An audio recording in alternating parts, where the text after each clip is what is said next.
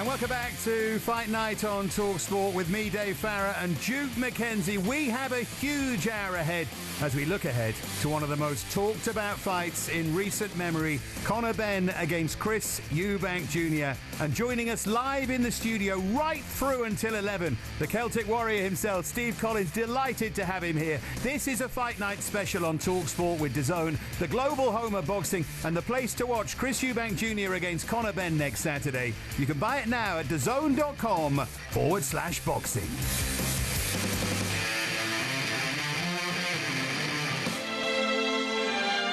We are proud to present the main attraction of the evening, a middleweight contest at 11 stone 6 pounds over 12 rounds, each of 3 minutes duration, for the WBO Middleweight Championship of the World. It was a fight in an era, a generation where it was heavily spoken about. It was one of the biggest fights of all time. This is going to be like the first fight between my father and Nigel Benn. It's going to be special. The eyes watch Reg. This will be the finish of the belt. It's all over in the ninth round. If anyone else, if anyone else touches me. What if I was to slap you right now? What are you going to do about it? Yeah, go on, go ahead. Yeah, talk about my dad. I do detest Chris Eubank, you know, more than anybody else. I come up the hard way. I didn't prove myself, boy. You had your time. Let's have some parliamentary procedure here, all right? What they've done is they've sat there at night and thought, I'm going to hit him round the face with an egg. These guys don't know who's won. What do you think is going to happen? Well, listen, I've got to tell you, I don't know. I've never seen such a tight fight. If I'm going to go for anything, I'm going to go for the draw. He was good, but he hurt me bad, man. You're just upset. Me and you are dad fighting. Can't stand you. And I'm my not dad upset. has my back. You are. That's all. I'm not is. upset. Jimmy Tibbs, you're the trainer, of course. Did you think Nigel actually won? He's disgusted with the verdict. You think He just actually nicked No it. way, come on, don't play that. No. He didn't win this fight, there's no way. The names of the fathers, it goes back 4 decades. Two legends who went into a ring and inspired a nation. I'm taking care of the family business. You know, the last fight was a draw. And, you know, it's about time I set the score straight. Now, finally, it's time for the sons to get it on. The procedure will be parliamentary.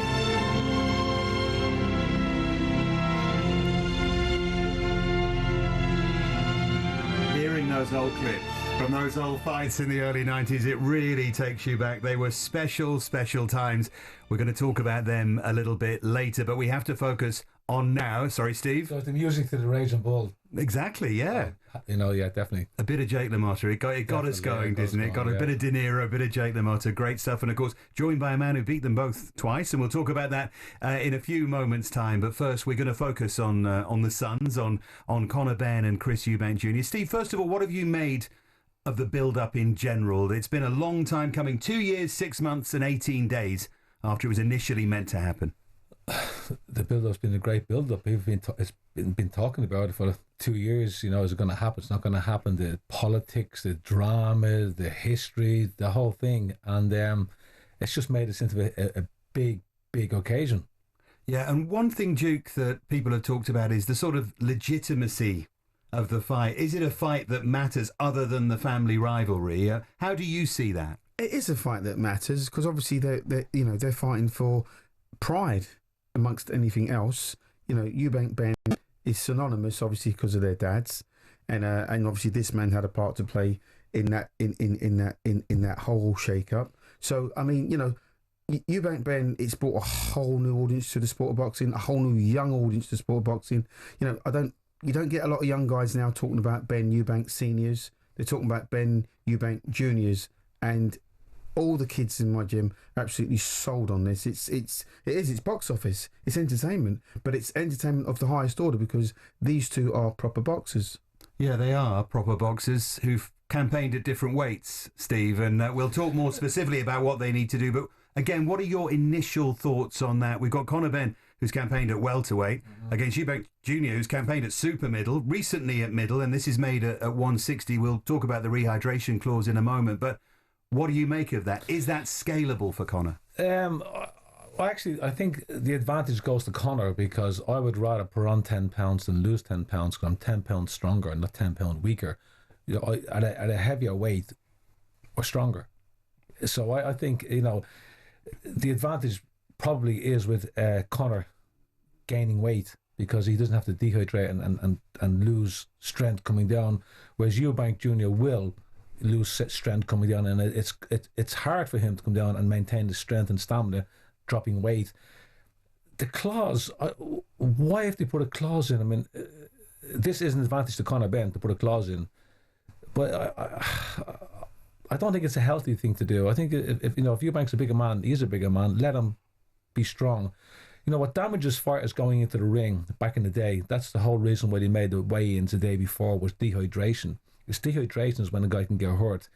You know, if Chris Eubank loses 15 pounds of fluids or 10 pounds of fluids to make the weight, you know, he won't rehydrate back to his full natural strength. And that to me is not. They should just waive that rehydration rule and just let him get in at whatever weight they want to get in. I don't think it's I don't know why they've done it. If it's an advantage, it would be an advantage probably to Conor Benn, but it could be a bit of a risk to Eubank as well.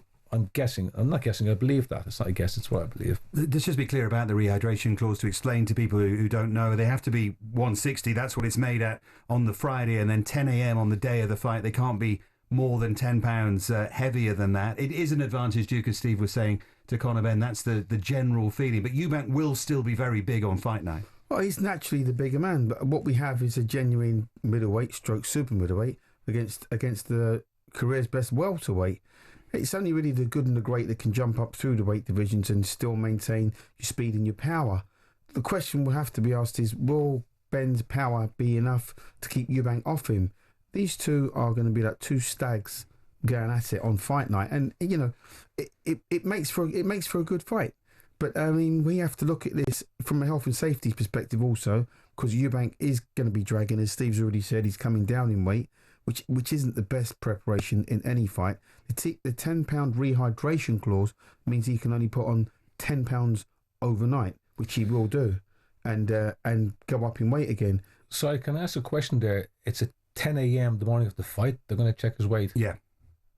Oh, then it's not an issue. It's not an issue, is it? No, because we used to weigh in at 10 a.m. the day of a fight. I fought for titles where I had to weigh in that morning. Yeah. At middleweight. Yeah. Now, I fought amateur at light heavy and heavyweight, and I boiled down to middleweight as a professional, and I have weighed in the morning of the fight, and I have rehydrated again. So I didn't know it was at 10 a.m. So no, I'm less concerned now. I think he should be okay then. I don't think it will be a factor now, in my opinion.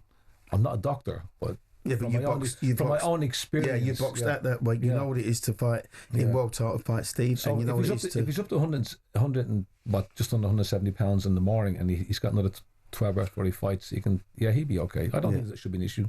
I think they're weighing at 160. Yep. Yeah. And then there's the 10 pounds, so it'd be 170. Yeah, and then by the time he gets on fight night. And 175, he's not bigger than that. I think 175. Yeah, I don't think he can go above that though. The 170. Yeah, but is that right? You just said to me the clause on the morning, 10 a.m. Yeah, exactly. But he can go bigger than that in the evening, of course. So yeah, he can go and have a gallon of water at 10:30, can't he? Right. So if he comes in at 175, I think that's probably he doesn't want to be any heavier. Then he becomes sluggish. Yeah. So I don't know. Now you've told me that. I don't think it's an issue. Well, we'll see. We'll see as that develops. I wanted to ask you as well about the fathers, both of whom you know very well, of course, Steve. One we think will be there, and one potentially won't be there. What difference do you think that will make? Well, I think it's an opportunity for Chris Eubank Sr. to show himself, which he does like to do. If he did show up, it will be a drama added to the drama. I think he should show up. Maybe he won't be in the corner. I believe his son wants him there. I think he indicated he wanted him there. I think he should show up because we're all here. We are discussing is his dad going to be there? He's not going to be there. So he's part of the drama, which makes him happy too. So he probably will show. It'd be crazy not to. We'll hear the tapping of a cane and we'll hear that familiar voice at some point. He may even add it to Simply the Best. We don't know. You never know. You never know. Absolutely. Listen, we've got so much to talk about. We're going to focus on Conor Benn and then on Eubank Jr. as we continue to build towards a fight with Steve Collins. Great to have him with us, rather. We turn the focus to the destroyer, Conor Benn. What does he need to do to get that win on April the 26th? This is Fight Night here on talkSPORT. But if you look at the history of boxing, Sugar Ray Robinson, Emil Griffith, Thomas Hearns, all able to jump from 147 to 160 at a level, of course. But that's what we're talking about with Conor Benn. Welcome back to Fight Night on talkSPORT with me, Dave Farrar, with Duke McKenzie, and in the studio with us through until 11 is the Celtic Warrior himself, Steve Collins. We're breaking down Benn against Eubank Jr. and Conor Benn returns to action after over a year out, last seeing beating Peter Dobson by unanimous decision. Steve, you first of all, what does Conor need to do in your view to come out on top? Well, Conor's, has got power. He needs to rough up Eubank, do what his dad done in the day, and land big shots. He's not going to outbox him. He's not going to, outsmart him. He's just going to have to land big shots. That's his route to success in this fight. It's not going to be easy, but that's how I see Conor winning, is landing big shots and hurting and stopping Eubank. Eubank is clever. He's been at a good level. He's tough. So it's a hard shout. If Conor lands the big shots, he could do it. If he doesn't, Eubank then will take control. And the tantalising question that we never know the answer to in these situations is, does he carry the power up to weight classes? You say, can he land the shots? But what happens if he does land? He will land, we think. Eubank Jr., we think, vulnerable to left hooks often. If he lands a big left hook early and doesn't hurt him, psychologically difficult for him? He will carry the power. It's not like he's fighting a man, 3 stone heavy. He's fighting a guy, 10, maybe 12 pounds heavier. And they're not that big. I mean, there's a weight. They're not major difference in size. So he will have power and he will hurt. A good welterweight will knock out a good middleweight, 7 days a week if he lands right. So I don't think that the power will be there. And if he lands, he'll hurt. If Eubank, like his dad, has the chin and the durability, he can come back. If he doesn't, he could be in trouble. Duke, is that first fight, sorry to interrupt you, is that first fight against Liam Smith in many ways the template, do you think, for Conor Benn to beat Eubank Jr.? Does he have to approach it in a similar way to that? Sure. I mean, listen, Benn has to fight a career's best performance. He's going to be the fight of his life. He is naturally the smaller guy. I don't know that jumping up 2 weights divisions is going to make him necessarily stronger, because Eubank is massive for the weight. So that could nullify Benn's power. I don't know if he is, I don't know if he is a massive puncher where he can take you out with one shot. It's the cumulative effect. The question has to be asked is, has Eubank's punch resistance eroded? He got stopped by Smith, shockingly, quite alarmingly. But the question has to be asked, how well does he make the weight, Eubank? And can Benn maintain the work rate over the duration of the fight? Because he hasn't looked great in his last couple of fights, Benn. So he's going to have to fight a career's best performance. I'm sure you'd agree with that, Steve. Well, yeah, definitely. And also, will he carry that kind of power? Can he carry the power? Because with the smaller guy will have to work harder, won't he? At the beginning of this interview, I've changed a bit because I now understand the weight situation will not affect Eubank as much as I thought it would have. Mm-hmm. So he may not have as much success with his power, because he'll be fighting, in my opinion, a stronger Eubank than I believe he's going to fight with the weight allowance. Well, Eubank, we saw what happened in the Liam Smith fight, and Conor knows. Conor's up against one of the best fighters he's ever fought in his life, and he, sometimes fighters perform against competition. The better the competition, the better they perform. So Conor is gonna, he's been doing a lot of talk and making a lot of predictions and saying a lot, and he's gonna have to back it.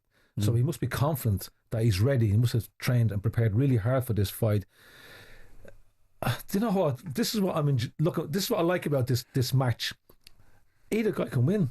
Mm-hmm. It's not a typical, opponent fighting a champion, and unless something crazy happens, he's going to win. These are two young men who are the kids of us now. We're getting older. Mm-hmm. These are two young fighters, who are, I think they're both, probably at the best. They want to get it on, and it's a great match. Everything about the drama, the physically and boxing wise, I think either guy has potential to beat the other. That's what I'm looking forward to the fight for that reason.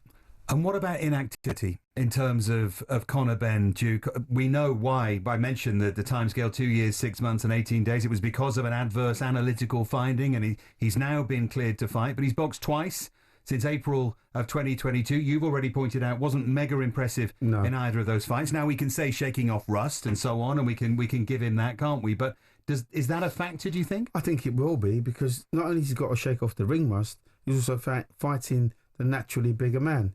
And Steve will know, when you fight a naturally bigger guy, you've got to try twice as hard to land your best shots. So if Conor Benn's going in there with the attitude, well, I'm just going to knock this guy out, and he puts everything into every shot, as he has to take out the naturally bigger guy, what if Eubank rides the early storm? Because he's that smart. He's not a silly boy, Eubank. He's been around the block, and I think this might come down to levels. Eubanks is boxed at a higher level. He's boxed a better calibre of boxer than Benn. So Benn hasn't boxed anybody like Eubank before. So, there are going to be twists and turns, I'm sure, but I would expect Eubank to come out on top. Yeah, when you read the programme, that's what it looks like, but this is boxing, and a puncher has always got a chance. But has he got the power? I would have said he's dangerous, but now with the weight thing, he might not have as much danger in his punches. Maybe Eubank can absorb them better, but then we saw what happened with Smith. Do you know what? I really don't know. Well, I'm looking forward to seeing him tonight. I can't pick a winner, because if I do, I can actually argue, for both of them. So I'm looking forward to a good match, a good fight, and I'm looking forward to these two guys getting it on, because there's no love lost at all, and they both, they're not just out there to win. They've got this family pride that they're carrying in. They have a lot on their shoulders. There's a lot of pressure on them. Both of them have a lot of pressure. They've put a lot of pressure on themselves to succeed, and neither of them wants to back down, and neither of them wants to lose. So they're going to dig down to a level I don't think they've ever reached or had to dig down to before in any other opponent they met. This is personal, and there's a lot going on here, as outside as well as inside the ring. When you love boxing, isn't it great when a fight crosses over like this and everyone wants your opinion? Everyone's got an opinion about who's going to win, different opinions flying left, right and centre. It's one of those special weeks, I think, in the build-up to Benn against Eubank Jr. Steve, I wonder about mindset. They always said of Nigel Benn that when he fought angry, he lost. They always said that, didn't they, against Watson, the first fight against Eubank. I know he said, okay, let's say extra Nigel Benn angry. was dangerous when he was angry. Sometimes the best way probably to fight Nigel Benn was not to get him angry, try and steal it and get through the rounds and not upset him. When you make him angry, when Nigel Benn was hurt, that's when he was dangerous. He would throw shots from unorthodox positions. He'd bring his glove from the floor at an angle you wouldn't expect and land and not take people out. When he was angry, he was dangerous.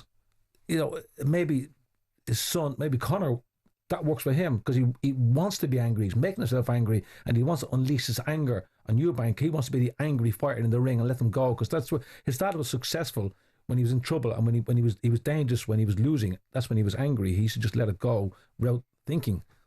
So that's the route to victory. Then is that channeling that anger, swarm of bees. They used to say that about Hagler, didn't they? Control. It has to be controlled anger. Well, that was my point. That was my point. Yeah. So it's got to be sensible anger, maybe. Yeah. I mean, yeah. It's a topic. It's. I never spoke about this in the fight before. Controlling anger and so on in the manner we're talking about now. So it's interesting. But he is angry. He's a very angry man. But then other times he talks and he's not. He's very calm and he's quite articulate. But here, when he sees Eubank Jr., he just gets really angry. So I've no doubt when the bell rings, he's going to be an angry guy. He's going to come out like the Tasmanian devil and hopefully land a big shot. I think that's his game plan. I personally feel that plays into Eubank's hands. Because if Conor Benn's going in there angry, and and I know, when you're angry, you're going to take chances. Yeah. And if you take chances, you're going to get hurt. You risk, you're right. Yeah. But Eubank also knows that he has been hit. And what happens when he gets hit hard, he doesn't know whether he can take it or not. So he's going to have this angry guy coming at him, and he's going to, he's got questions in his mind. If this guy lands, what's going to happen to me? Who would you rather fight? A smaller guy coming up in weight, or a bigger guy boiling down? Because you've boxed at this weight. A bigger guy boiling down. A bigger guy boiling down. Yeah, absolutely. But he's not boiling down now. He's boiling down, but he's got this gap and this opportunity to put the weight on, which we didn't have in our day. No. When you fought at your lighter weights, how hard it was to make the weight. We had a conversation.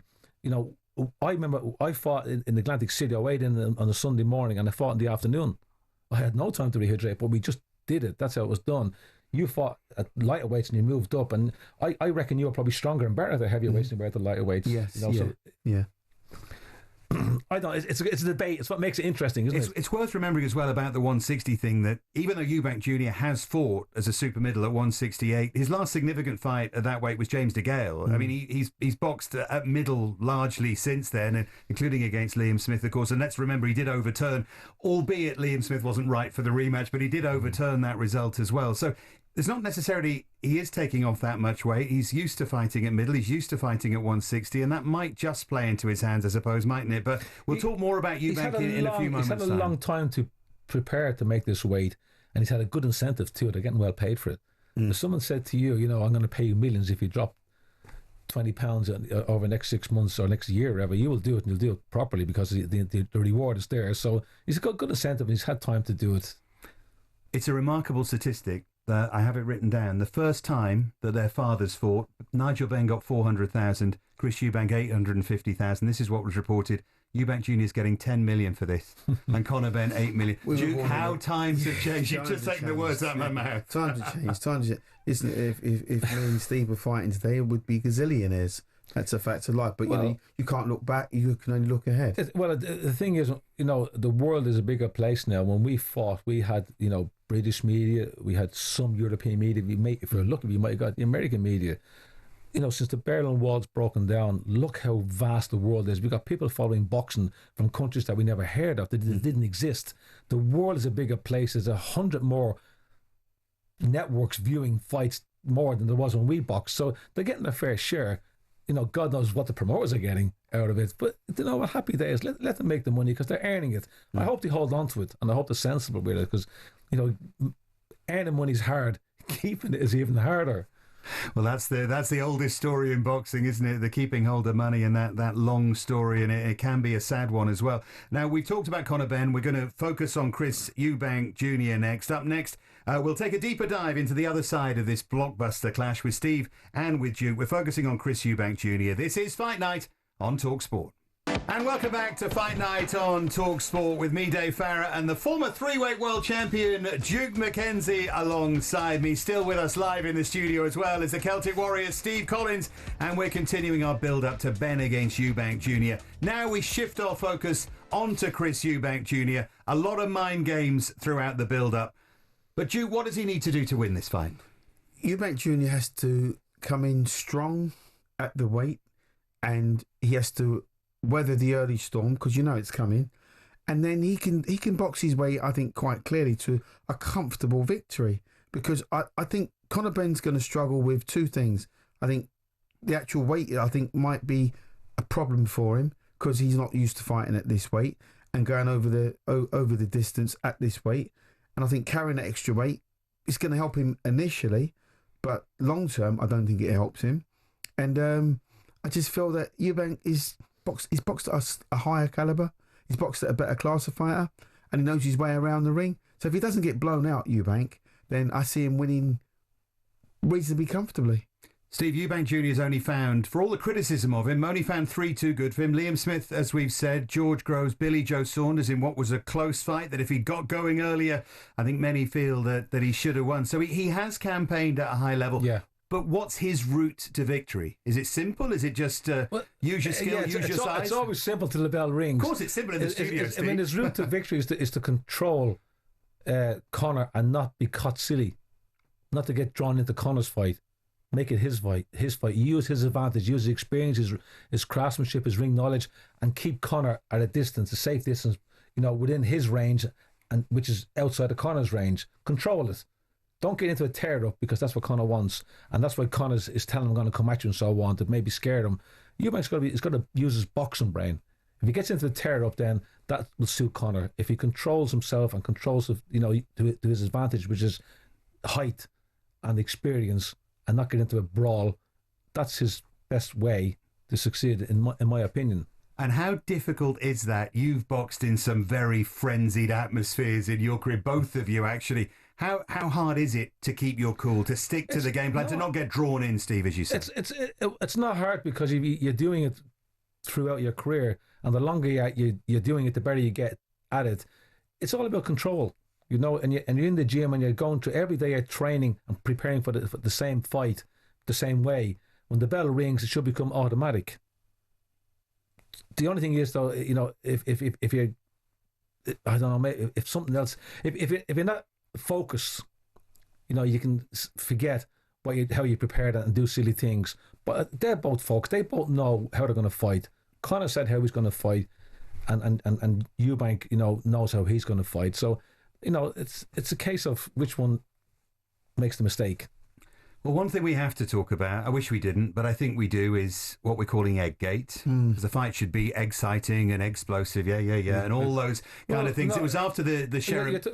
No, you're right to talk about it, because there is Easter, and egg is the topic. You've just stolen my next line, honestly, Steve. You're two-weight world champion. It's all about timing. Exactly. Thank you very much indeed. As it was in your boxing career, of course. After the Sheremeta fight, Eubank smashed the egg in Conor Benn's face. He said, I contaminated him with an egg because that was the story around the failed drugs test and so on and so forth. And earlier this week, Tony Bellew caught up with talkSPORT Breakfast and gave his thoughts on Egggate. I mean, Ali, listen, if a piece of that shell would have went in his eye, mate, the fight's off. Because I've got 2 scratched eyeballs from fighting myself, and let me tell you, mate, it's not nice. It's one of the worst pains you'll ever have. But listen, it's been done. Some find it funny, some don't. It's all part and parcel. When you get involved in these kind of things, you have to just accept it. And everyone's bought into the fight. We all know the drama, the rivalry's real. My greatest worry is these 2 boys don't bump into each other when no one's around. Yeah, because if they do, it's happening. 100%. It's worse than that, mate. It's happening on site, I think. What do you make of that, Steve? What Tony Bellew said? Well, he's going from the egg onto them to a meeting by mistake. I agree with the meeting by mistake, keeping them apart until after the fight, you know. Everybody going to press conference trying to get an edge and upset their opponent. It's the opportunity you have to start the mind games. We've all done it. He, had this idea that, he really hasn't forgiven Conor, or won't let go of the fact that Conor tested positive for a substance, okay? If he did take a substance and he made a mistake, it was a stupid thing to do. He no one regrets it more than him. But he hasn't, in preparation for this fight, he's taken no substance because he's been well tested and he's proven the point that no substance is in the system. So he done the past mistake, whether it was intentional or not, he's sorry for what happened. He wished it didn't happen. It's over and done with. So I think it's no advantage going into this fight. But it's Eubank trying to upset him, badmouth him, and going back to preparing for the fight, take him out of his control. Upset him, make him angry, make him so angry he doesn't think and he does something stupid. So the egg thing, to me, I know where he was coming from, and he hit him on the head. It probably afterwards it wasn't a good idea. Beforehand it probably would have been funny. He thought it would have been a great idea, but it wasn't. We realised now that it didn't. He realised now it didn't turn out the way he probably anticipated it would, and I still think he's getting a really heavy fine. 100 grand for the hitting, but then I just found he was getting 10 million. So maybe the board need to pay bills. So maybe the 100 grand probably is correct. And I don't know. It seems like a lot of money to me. I know if someone, in our title fights, if they find us 100 grand, we have to have another fight to pay it. A couple of fights to pay it. That loan coming out of your purse. Yeah, I think Egggate was a stroke of genius. It's brought even more eyes to the sport. It's brought even more eyes to this particular fight. Fights on at Tottenham Hotspur football ground, they tell me. That's a sellout, and it may not have been a sellout had it not have been for this bit of extra drama. Eubank is the master at selling the fights, and he's done it quite brilliantly, I think. I don't think Conor Benn was any danger whatsoever of going blind or getting eggshell in his eye. You reckon he was exaggerating? Exaggerating, yeah. Absolutely, yeah. So I can't see it, Steve. But listen, like I say, I think it's a stroke of genius by Eubank, and like I say, the world and his brother's going to be watching this one. Yeah, absolutely. Steve keeps taking my lines, Duke. I don't know what to do. Oh, come on. I don't know what to do. This is your Shia rating, isn't it? I left it in the wrong place, obviously. I wanted to talk about corners as well. Of course, Conor Benn's been with Tony Sims since the start of his career, someone who's guided plenty of fighters down this path. Eubank Jr. has always been interesting, Duke, from a training perspective. He'll have Jonathan Banks for this fight, but of course, he's had his father. He's had Roy Jones, the man who wouldn't fight Steve. He's had Bomac and then switched to Jonathan Banks. I mean, what's your thought about that Eubank corner? You just said something there. Roy Jones trained and coached him. Wasn't Roy Jones caught for having substance in the system? and banned. Yeah, absolutely. Temporarily. Yeah. So he's no problem being coached by somebody who's committed that sin, and yet he's attacking Conor for the same mistake or whatever. I don't know. Yeah, anyway, the good thing about all different... I'm just making a point. You know, something maybe should remind him of that. You know, he had a guy in his corner training him, supporting him, who was his coach, and it's allowed for him to do it, but not someone else to do it. Anyway, the good thing about, which was an advantage to me, having different trainers is education, different education, and it broadens your education. So having one trainer is great. You have the best trainer in the world. He tells you what he knows and passes on his talent and his knowledge. You have 4 or 5 different trainers. You've got 4 or 5 different guys passing on knowledge, and it's more knowledge. So having great trainers that he's had, I think it's a good education. What's your view on that, Duke, in terms of that Eubank corner? It's certainly an interesting theme over the years, isn't it? Well, me personally, I was always loyal, and I never had one coach in my whole career, and never, it served me well in Colin Smith, who sadly passed away. But I think everybody's different, and I don't think it can hurt Eubank having different people in his corner, or Ben having different people in his corner. But we're obviously talking about Eubank Senior. Will he be there? Won't he be there? I personally feel quite sorry for Eubank Senior. I think he's carrying such a heavy load, and things that nobody has even probably thought that the guy needs counselling. It's quite obvious. He's had the loss of a family member. He's carrying that. Now he's got a son that's been almost rejected him in public. That's quite humiliating from his perspective. And he's a father at the end of the day, and you don't want to fall out of your kids. The sad reality is they are, they're public property, and they're washing out their dirty linen in public. And that's the sad reality of life, of where we are now with social media and one thing or another. This should have been kept behind closed doors, and it hasn't, and it's come out into the public's, into the public. So I hope for Eubank's sake that he can find a way to come to terms that his dad isn't going to be there. I can't see him turning up. I can't. I think he's far too hurt on a personal level to turn up. It would be great if he did turn up, because he is such a character, and Steve knows that better than most. But I don't see him being in his son's corner for this fight. Yeah, it's going to be, you're right, it's a sad story, and it's an entirely different show, isn't it, to talk about it, but it will be touched upon this week. Now, up next, we continue our preview of Benn against Eubank Jr. We talk a little bit about history that one was very much part of, one of our guests, and the other will remember, just like I do, a remarkable time with Nigel Benn and Eubank Sr. Of course, the fight between the boys goes down at the Tottenham Hotspur Stadium next Saturday night. This is a Fight Night special on talkSPORT with DAZN, the global home of boxing and the place to watch Chris Eubank Jr. against Conor Benn next Saturday. You can buy it now at dazn.com/boxing. And welcome back to Fight Night on talkSPORT with me, Dave Farrar, with Duke McKenzie, with Steve Collins as well. We continue our build-up to Benn against Eubank. And of course, Chris Eubank Sr. has made his views fairly clear on all of this. He spoke to Seconds Out and gave his honest review earlier on this week on the fight that's taking place. Because I will not be an accomplice to their stupidity, to their circus. It's against the rules, what's happening is against the rules. 147 fighting 160 is against the rules. When Kell Brook was made to fight GGG, it's against the rules. That boy had his eye socket smashed. This is what happens. The promoters, to them, it's just a game. But to the warriors, it's a way of life. Junior, you're smashing an egg against this guy's face. I taught you that. I didn't teach you that. Who taught you that? Did Karen teach you that?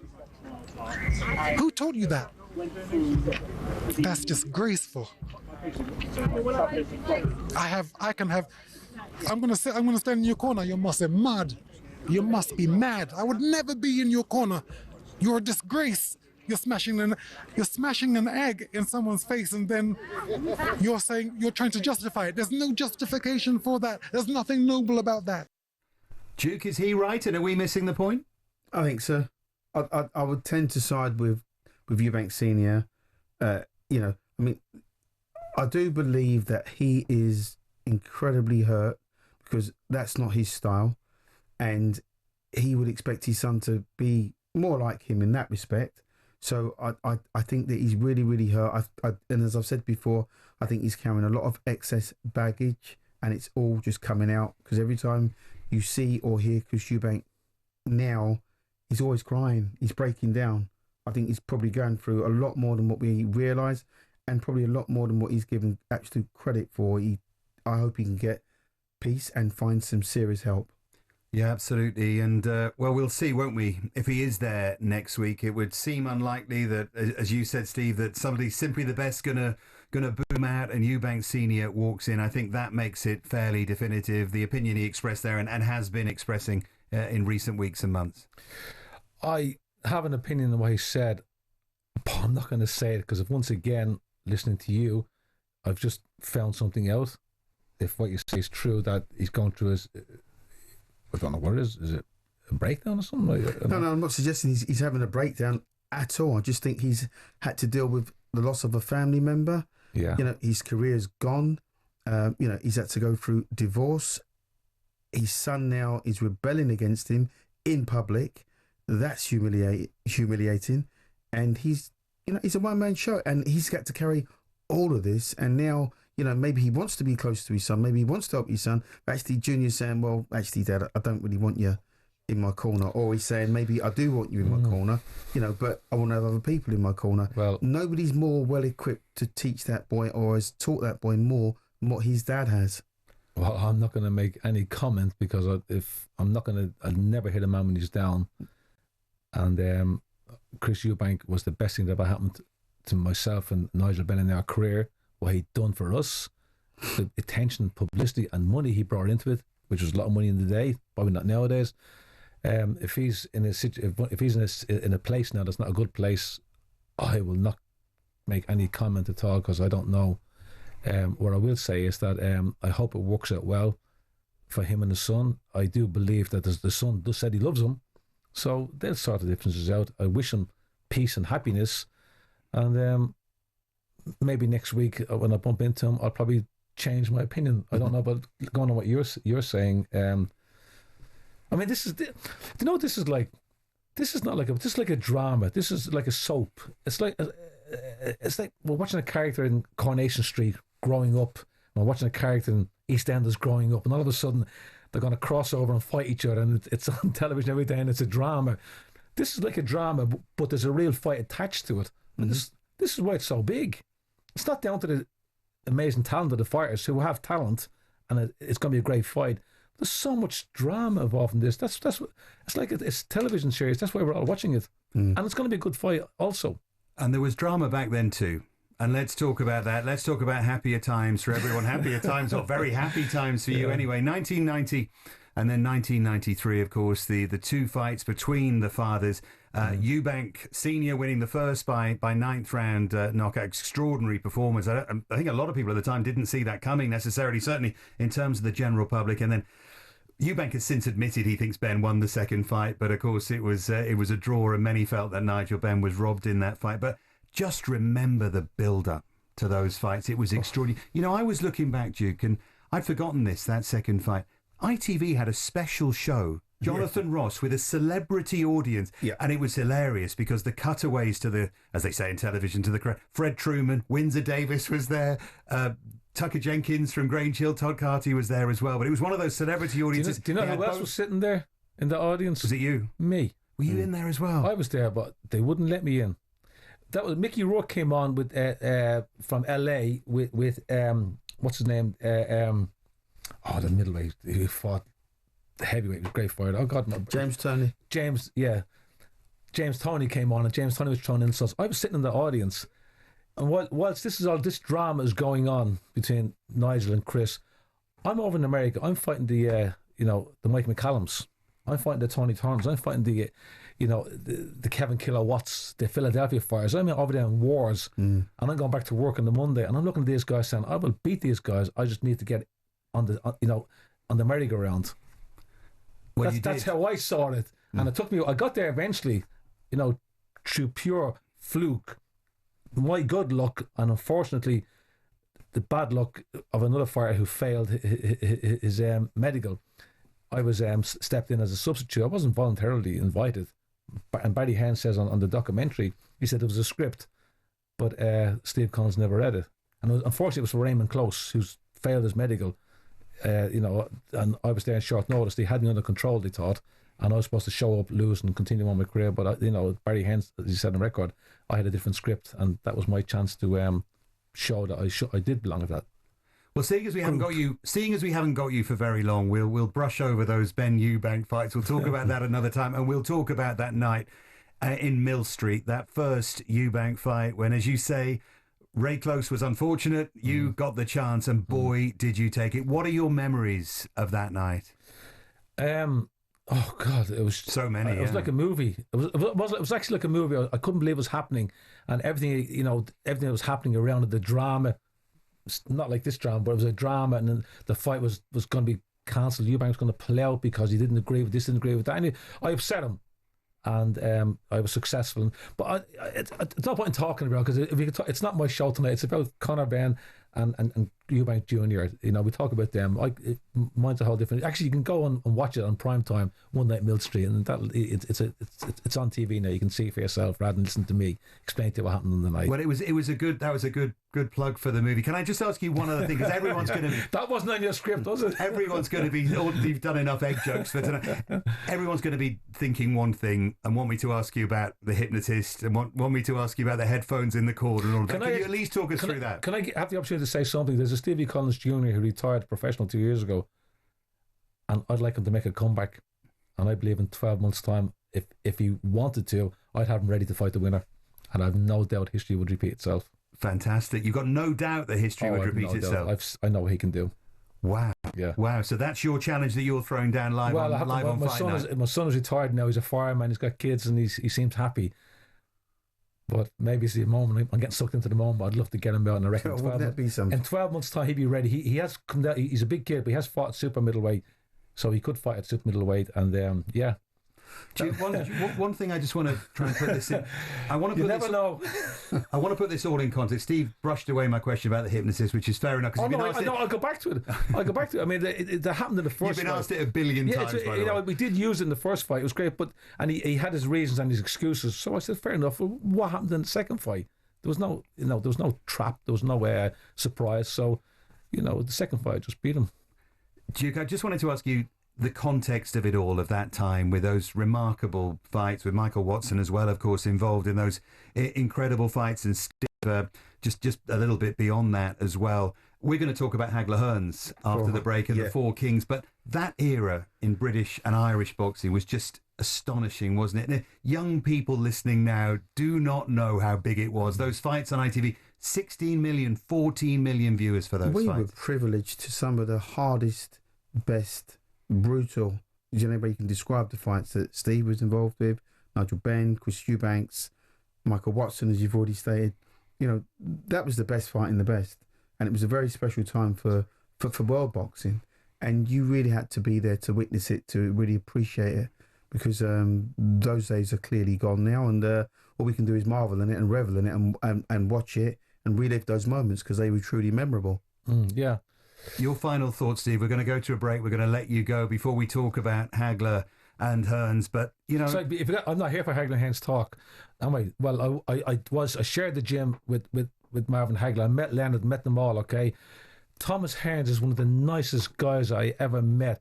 When I met him, I was an up and coming fighter, and he knew who I was because I fought one of his fighters. And the fact that he recognised me, a small time up and coming professional, and spoke to me about my career, totally blew me away. And Thomas Hearns comes across as being the mean bad guy.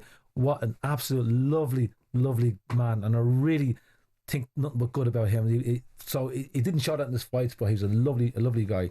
That's great to get that perspective. We're going to go to a break, and I'm going to try and twist Steve's arm and see if he'll stay with us to talk about Marvin Hagler for 5 more minutes if his cab might wait. But we'll see if he's going to stay. That's fantastic news. Absolutely, I'm not paying for the cab. Absolutely brilliant. So we'll keep him waiting.